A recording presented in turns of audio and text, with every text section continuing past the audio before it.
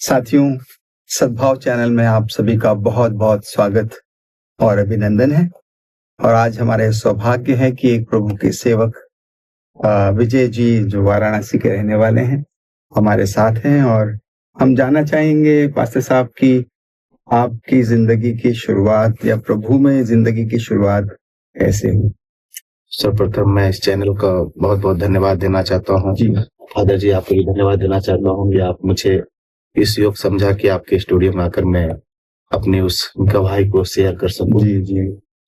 मैं अपना परिचय बताना चाहता हूँ। मेरा नाम पास्टर विजय है। मैं वाराणसी से ग्रामीण क्षेत्र से बिलॉन्ग करता हूँ। जी, जी। और यीशु मसीह को ग्रहण करने से पहले मेरा एक जीवन एक सांसारिक और ऐसे था जो अंधविश्वास की तरफ भटका हुआ। जी, जी। और एक शांति की खोज में मैं चारों तरफ भटक रहा था, लेकिन हमारे जीवन में कोई शांति नहीं थी। जी। आपने कहा कि अपने जीवन में शांति नहीं थी, एक भटकाव था, जहाँ आप सत्य की खोज में लगे थे।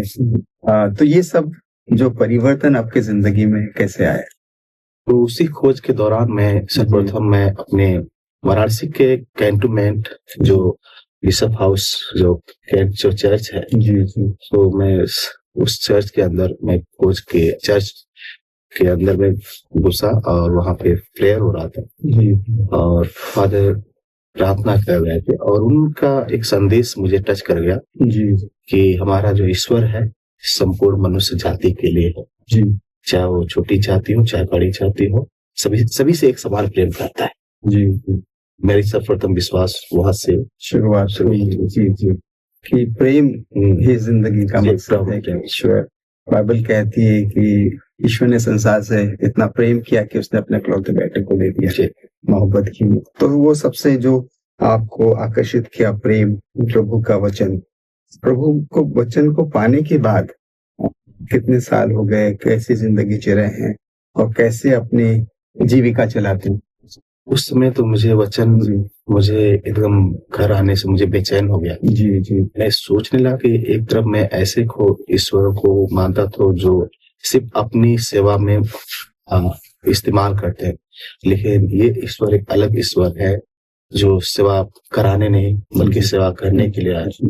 और उसके बाद मेरा जीवन एक ऐसा जीवन परिवर्तन हुआ और मैं 2000 से प्रभु को ग्रहण किया। 2000 तो बैप्टिज्म हुआ और उसके बाद हम अपनी सच्चाई को अपने घर में साझा किया और हमारे परिवार उसमें विरोध बहुत करते थे कि क्योंकि मैं हिंदू बैकग्राउंड से था। जी, जी। लोग तमाम तरह की बातें, ईसाई ये वो हो गया, तो बहुत विरोध का सामना करना पड़ा। जी, जी। लेकिन धीरे-धीरे स्ट्रगल करते 2000 सन से अभी 2025 तक मैं प्रभु को थामे हुआ हूँ और एक पास्टर के रूप में काम करता हूँ और एक सोशल भी काम करता हूँ, जो लोगों को प्रेम बांटने का काम करता है। जो शुरू में प्रभु ने दिया वही प्रेम में लोगों को साझा करता हूँ। आपने कहा कि आपके परिवार से विरोध मिला, वहाँ के वातावरण में वो बहुत सारी चुनौतियाँ आई होंगी क्योंकि एक अलग अलग तरीके से आप की ज़िंदगी गुज़र रही है। तो अब कैसे रिश्ते हैं आपके? कैसे आप इस जीवन में, प्रभु के जीवन में मजबूत होते जा रहे हैं? बहुत अच्छा हुआ क्योंकि मेरे घर में वो शांति धीरे-धीरे प्रभु की आत्मा काम करने लगी और जहाँ मेरी तरफ मेरे मम्मी-पापा विरोध करते थे और मैंने अपने घर से ही अपने फैमिली के साथ मेरी वाइफ और मैं और मेरी मम्मी और भाई के साथ एक छोटा सा प्रेयर 4 लोगों से स्टार्ट किया और उसी जगह से घर से आज मेरे कलीसिया जिसे बोल सकते हैं, घरेलू प्रार्थना सभा, जहाँ पे 60-70 लोग प्रार्थना करते हैं और एक बड़ी बेदारी के रूप में काम किया। तो ईश्वर को पाने के बाद में आपको एक संबलता मिली है ना, शक्ति मिली है कि आप सत्य के रास्ते पे चल रहे हैं, शांति में हैं, क्योंकि प्रभु यीशु क्रिस्त कोई धर्म बनाने नहीं आए, वो इसलिए दुनिया में आए कि शांति मिले, सबको संपूर्णता में जीवन मिले। तो इससे संपूर्णता का जीवन आपको प्रभु के आग्रह से मिला और आपके परिवार को भी ये मिला। लेकिन आज के जो हालात हैं कि किस तरह से प्रदेश में या हिंदुस्तान में एक सतावट है, एक तरह का जो मुश्किलें आप झेल रहे हैं, तो इसके विषय में आपका क्या ख्याल है? आप क्या कहना चाहेंगे?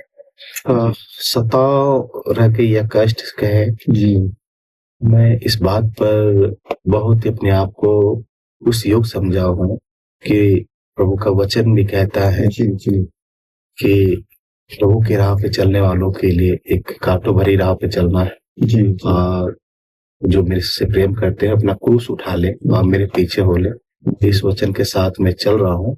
और यीशु के समय भी उनके चेलों को, 12 चेलों में से कई चेलों को ऐसे दर्दनाक अवसर दिया गया, जी, उसके सामने मैं कुछ नहीं है। जी। लेकिन मैं तो इस बात पर अपने आप को गर्व समझता हूँ कि मैं प्रभु के लिए दुख उठा सकता हूँ।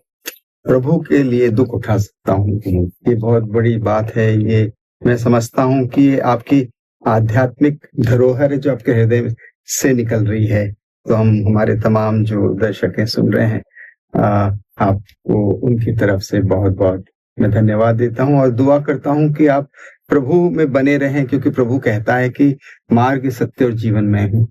तो जो सत्य में जीता है, जो प्रेम में जीता है, जो न्याय और बराबरी में जीता है, वो यीशु में जीता है। तो बहुत बहुत धन्यवाद विजय जी, और आपको बहुत ईश्वर आशीर्वाद दे। धन्यवाद देता हूँ फादर जी, जो आपने मुझे इस योग समझा कि मैं अपनी गवाही के द्वारा समाज को एक दर्शन देख सकूं दिशा के रूप में। और मैं आपका विशेष इस चैनल का भी धन्यवाद देता हूँ।